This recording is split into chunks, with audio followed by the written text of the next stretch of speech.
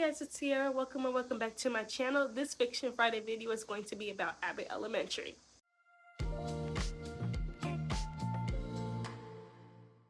So if you don't know the show, I'm surprised because the show is a hit, always been a hit. The show follows 5 teachers and their experiences in the Philadelphia school district. The school is held together by tape, and by cheap tape, by a principal who just doesn't seem to get it, like, whatsoever, and a janitor who's just there for comedic timing. We love Mr. Johnson though. The show is created by Quinta Brunson, and our teachers are Janine, Gregory, Melissa, Jacob, and Barbara. And our principal is Ava, obviously. So I'm just gonna talk about a little bit of the show, a few things that do pop up. So let's go ahead and dive on into the first one, which is Abandonment. Yay! I know, so nice, right? So sweet. So really, starting off with Janine. Janine has a very loose relationship with her mother. Her mom isn't nurturing whatsoever. She's played by Tariq P. Henson. And I forgot which episode it was, but she did a great job as her mom. But her mom has never really truly been present in her kids' lives. She's very much a detached parent, okay? She's not even a parent, she's just there. She literally just like, I just popped out the babies and there they go. So I feel like Janine's sister has gone on to live her life. She's very much just like, yeah, my mom who she is. I don't care. I raised myself essentially, and I'm just gonna keep it pushing. I feel like Janine's sister she's just like, whatever. Became very hyper dependent, obviously growing up pretty much raising herself. But on the other hand, Janine is deeply affected by the lack of her mother in her life. And you can see it when she starts to latch on to the school and other teachers, essentially, at Abbott. When I say Abbott. But you really see her abandonment come out when she seeks a lot of guidance and connection at Abbott, especially with Barbara. Barbara is literally like her mother figure. She goes to Barbara for all of her questions. She pours her heart out to her, talking to her all the time about what she's going through. But even just like Abbott in general, Abbott is Janine's home. Like, she's that kind of teacher who'll go above and beyond for her students. And not even just that, she'll go above and beyond for the school. She has a lot of love to give. Since she didn't receive it, she has a lot of love and care to give to everyone else around her. And she kind of overdoes it. I mean, we have this girl on the freaking ladder trying to fix the lights in the hallway so the kids have enough light to come to school. Like, she's that type of person. She's very much, she didn't have that mothering nature. She didn't have that nurturing from her mother, so she literally held all of that and she gives it out to anyone who she starts to develop a closeness with. And I feel like with Barbara, she does recognize that Janine is latching onto her. But I don't know if Janine recognizes that she's doing it to Barbara. Janine has an obsessive control to solve all the problems, because everything in her home life was very chaotic. She couldn't really control anything, so she has to solve all the problems within the school. Like getting on the ladder to fix the light, doing everything she can to fix up the gym, to keep the lights on in the school, to keep the school running when old coon runs through and tries to pretty much tear it, like, shut the school down and make it a charter school. Like, she works her ass off to, she like literally, she is very controlling in that, of doing everything that she can for the kids, for her environment, for her co-workers, especially because they're her co-workers, but they're family. But she does everything that she can for them and for her community, even if it means stressing herself out and running herself ragged in the end. I would say, jumping to Ava also struggles with abandonment too as well, especially with her dad, because her dad left her family to be with the server at one of those like chain restaurants, which is like when we get to Ava goes on a date with God damn it. I forgot his freaking name just that fast. But when Ava goes on the date, with one of the teachers, one of the techs that was there to help out with the computers. When she goes on a date with him, she does share that, like, oh, I don't like going to those kind of restaurants because my dad left us for somebody who was a server at one of those kind of restaurants. So she does deal with the level of abandonment, but she does it in the opposite way of Janine, where she really pretty much keeps people at arm's length. She's like, stay the way over there, stay all the way over there, stay far away from me. I'm cool, I'm fine. I don't do the touching, I don't do the overly connection thing. She's very much the opposite of Janine. While Janine is trying to latch on to people, Ava's just like, I don't need to. We don't need to do all that. You cool, bye, keep it moving. Ava's very independent in that way, and very much so of, like, I would say, protecting herself from anything bad happening. And you can also see that too with how Ava has boyfriends, but we don't really hear about them. She's like, oh, but like, here's the thing. The way she says it is that they're in a relationship with her, but she's not in a relationship with them. Abandonment issues. So she's keeping them at arm's length. Like, she's with them, but she's not with them. So it could be through like monetary means, or moments where she like feels lonely. She's like, okay, I'm gonna hit up such and such and such, and we're gonna go out or whatever. Or they hit her up, but she's very much aloof with it. So she's very like disconnected from that type of situation and connection. Yeah, so she has a lot of fear of like being really vulnerable with people. So not just men. Oshan. So she struggles with being vulnerable with Oshan. She struggles with being vulnerable with her staff. But she does care about them. We start to really see Ava open up more and more and show that she does care about the school. She does care about the students. She's just not doing it the way Janine does, but she does care. But yeah, that's really both of them in terms of abandonment. Now let's move on to the education system. The education system sucks ass, just like everywhere else in the world.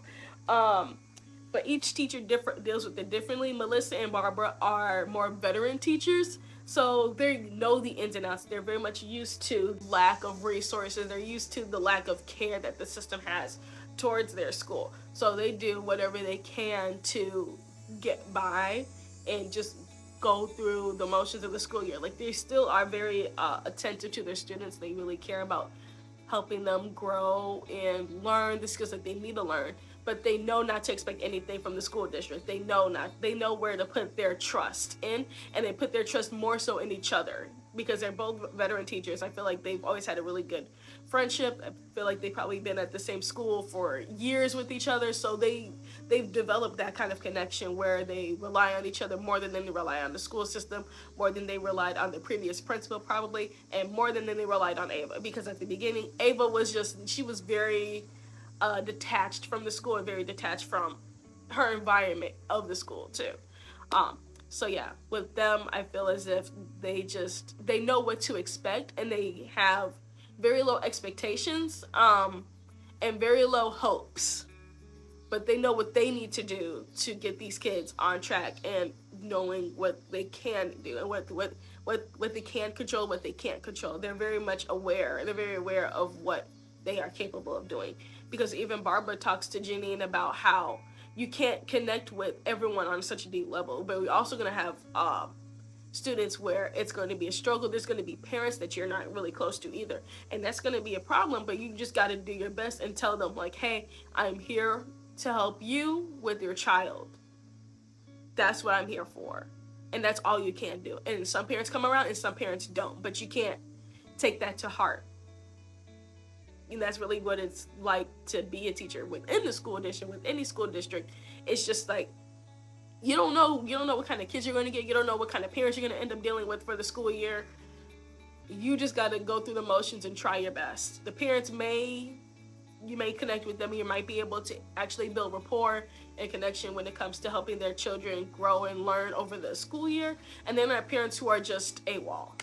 And you just got to do what you got to do with that. With Jacob is very much so, he's like Janine in doing everything he can for his students, but he's also a white male teacher.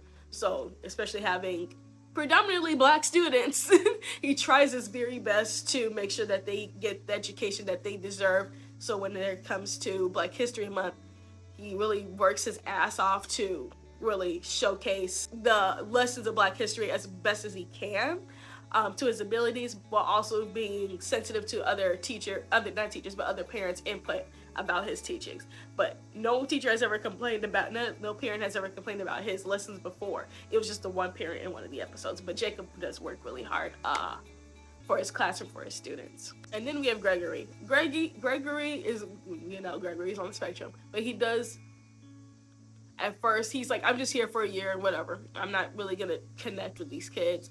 This is just a job.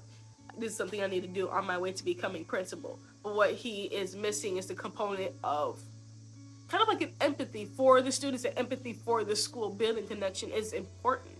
You don't have to be so immersed in the school to be deeply connected, but you do have to be connected with the kids and the students, with the students, with the teachers, with your staff.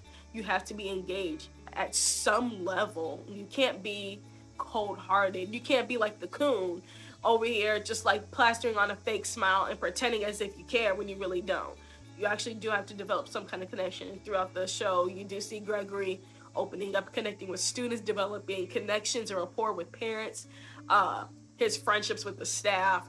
He's very much an introvert. He's just like, I don't do all that, but you can see him like open up and doing things that he's interested in by doing the garden, and starts to realize that other students are interested in doing those kind of activities, so that he's able to show students other different activities through gardening and doing different things like that are outside of the typical Black norm of like activities that we do in school outside of sports, but something that they can actually take pride in by doing the garden, and just really becoming a mentor to the young Black boys in the school, of just showcasing that you can be Black and have different interests.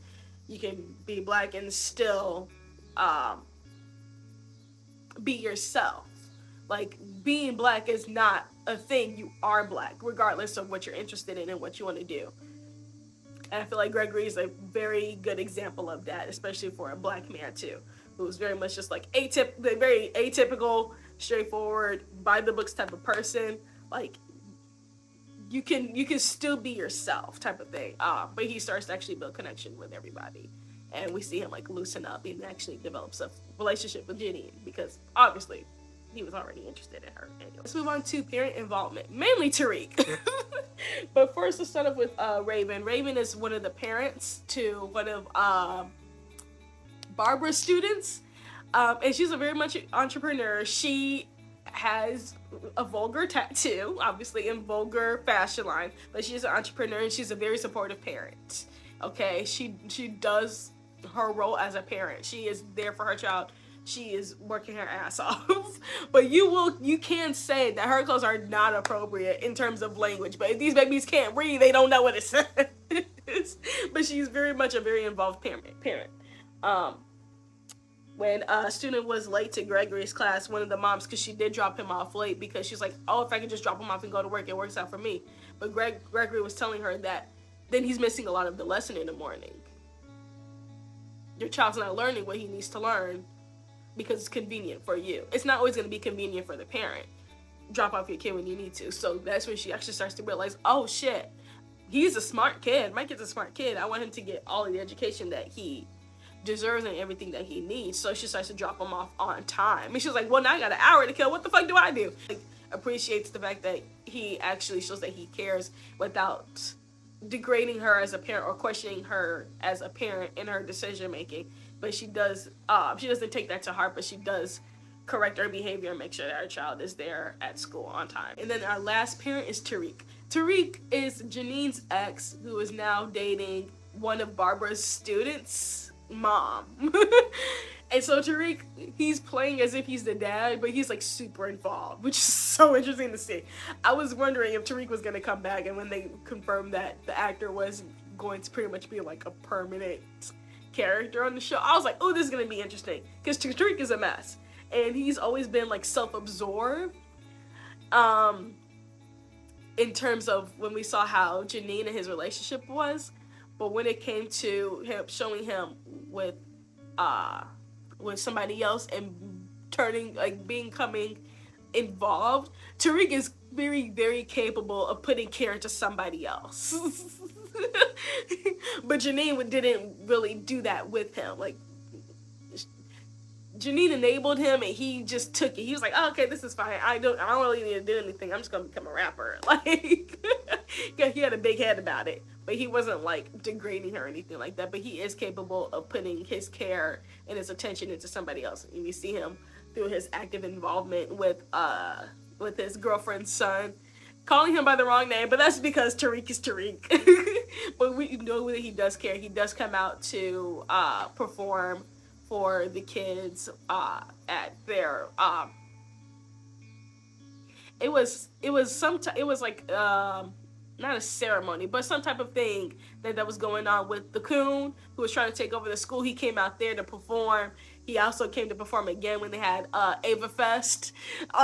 So he's very involved. He's very much like connected with kids. He's like, yeah. He's like, I can do this. This is cool. He's like, this is my son. You know, if it's like, if I come along marry his mom, we're like Tariq. You a mess. But he's highly involved. And I loved how the show depicts different types of involvement for parents.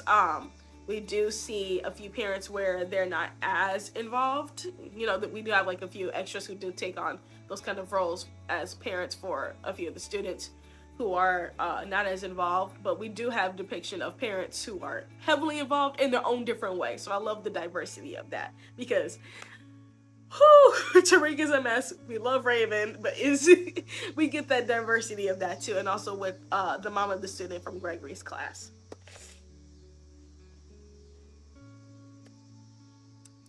So yeah, that was pretty much all I wanted to really talk about the show. The show is so good. I highly recommend it to anyone who has never seen it before. It is funny. It is witty. Even if you aren't really big on the humor, you can at least appreciate the character's development in the storyline at the very, very least. Like, it's a very good show. Yeah, I highly recommend it. If you like this video, be sure to like this video. Comment below your favorite Abbott Elementary character. And until next time, stay magical. Bye.